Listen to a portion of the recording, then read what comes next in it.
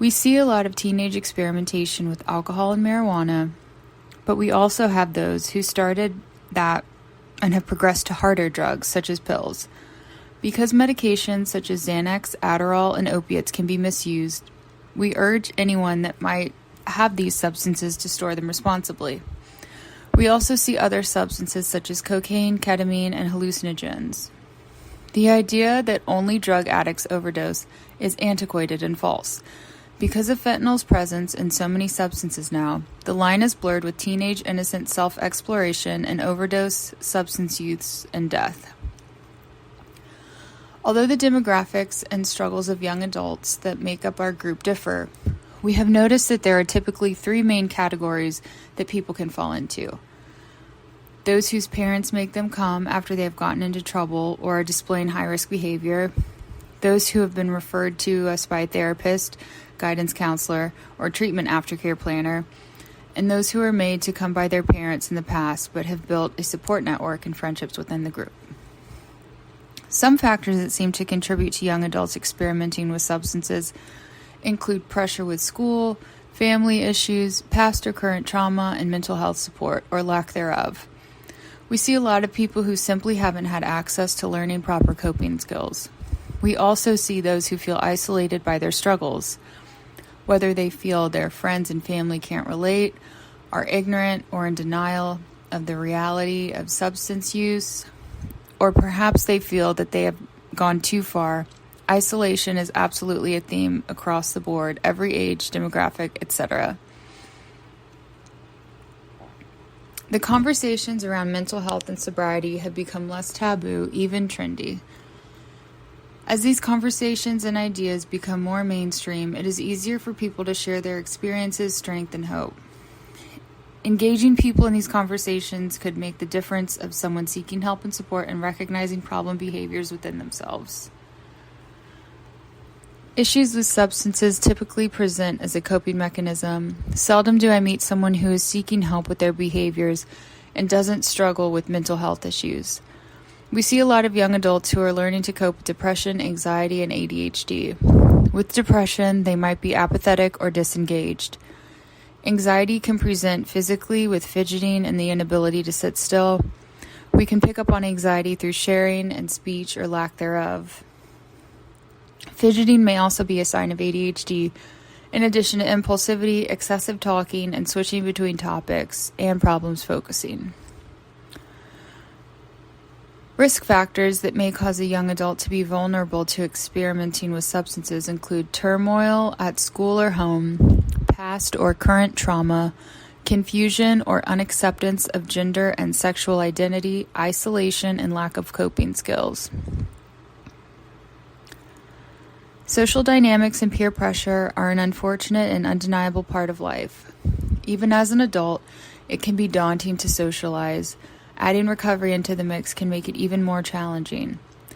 We live in a technological age, thus we are constantly confronted with media displaying alcohol, partying, and good times. These displays can be extremely myopic, triggering the feeling of missing out, especially the sentiment of missing a fun youth. When you factor in the stereotypical peer pressure and dynamics that already existed before this inundation of technology, it can be exhausting for young adults to navigate sobriety in youth. I could go on and on about the implications of technology on malleable and vulnerable minds. Not only does it create a hostile environment of comparison and showmanship, but it also perpetuates isolation, it heightens attention deficit symptoms, mimics the dopamine rush of drugs, and can be addictive, interferes with sleep, impairs brain development, and hinders our ability to connect. There is more access to not only procuring drugs, but also finding tips on the best ways to use them.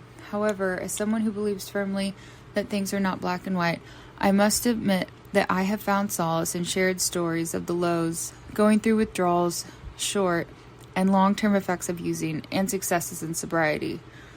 With this being said, it can be harder to decipher without the tools, knowledge, and coping skills to fact-check and process information and the way it makes us feel. When one is resistant to seeking help, I found it most useful to meet them where they are. Oftentimes, the first step is ensuring they feel heard.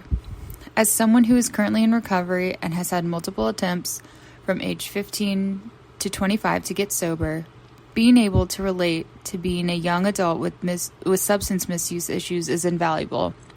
However, the tools I've learned through Smart Recovery and motivational interviewing have taught me to not take their words and actions personally, and how to decipher the meaning behind resistance, denial, and emotions. At Wake Up, Thursdays at 7, something special to WakeUp Carolina happens in our Mount Pleasant office. We operate a process group-style young adult peer support group for high school freshmen to college seniors.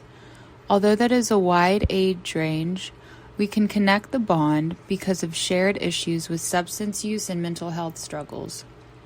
A typical group starts with a check-in, an introduction for any new members.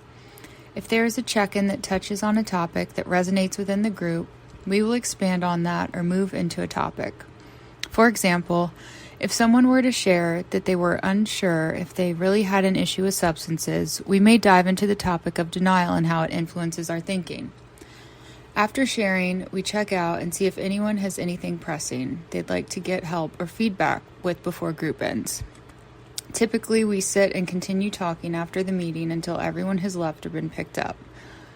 I think this speaks to the environment we strive to create that is not only built on support and guidance, but also friendship and connection.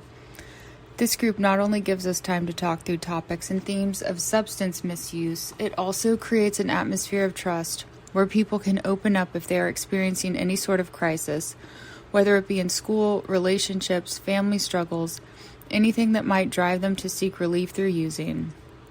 The hope is always that they feel safe enough to come to me, the facilitator, or their peers one-on-one if they need guidance. Our goal is to provide not only support, but tangible solutions for our members to leave feeling motivated about solving the problems they are faced with. We strive to create an environment that is not only safe and welcoming, but solution-oriented and empowering. I have recently witnessed a profound growth within one of our members. Their issues with substance misuse and mental health affected every facet of their being, their schooling, family relationships, and lifestyle. It has been extremely special witnessing them start to gain meaning, learn coping skills, and lean into community. Not only is this life-changing for them and their family, but it also affects the tone of our groups and conversations. It gives hope to resistant members or those who are not as far along on their journey. When I think of the future of recovery programs and recovery support, I think of education and options. I think of community, compassion, and patience. I think of empowering not only my peers in recovery, but their family and allies too. As we've seen, it truly takes a village. And when we spread education and resources, we broaden the conversation, creating opportunities to impact those without knowledge or resources. As we continue to learn about the struggles and the true dangers of substances in our communities, we will continue to hold space for those impacted in whatever way possible. I also envision a future where we don't have to subscribe to one pathway. I think that there are beneficial aspects to all the programs I've encountered. Smart Recovery, which helps us understand our thinking objectively, Recovery Dharma, which teaches compassion and understanding and the truth of suffering, AA, which shows us the power of community. At an age where one might feel the need to experiment, it is our hope that we provide healthy outlets for them to do so. At Wake Up, we believe substance use impacts the entire family system. We encourage family support by offering services for everyone. We have our Mother's Gathering, Dad to Dad, and a virtual sibling support group. By having everyone engaged and educated, we can empower the entire family to find the solutions that will help their loved one.